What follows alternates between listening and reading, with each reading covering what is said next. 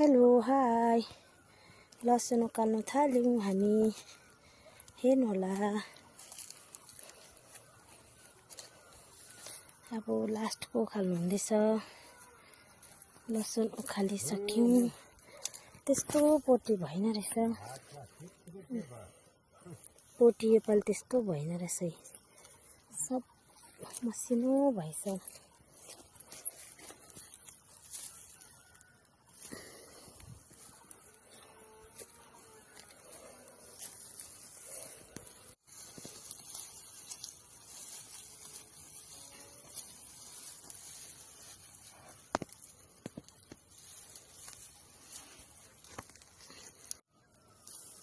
योपालि त तर लसुन त्यस्तो खास भएन रहेछ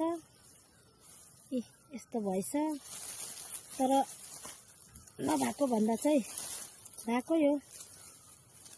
नरोप्नु भन्दा चाहिँ रोपेको चाहिँ यतिको चाहिँ भएकै छ है बिउ त ठुल्ठुलो निस्किहाल्छ खानु दुःख सुख चलिहाल्छ है योपालि सबैको त्यस्तो खास यस्तो पोटी भएन भन्दै थियो लसुनको हाम्रो चाहिँ यत्रो भएछ र यत्रो अब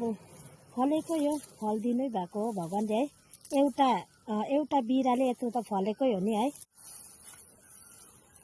नातिले सकाउँदैछ फेरि मलाई ल्याउनु अनि यसरी सुकाएको छु नि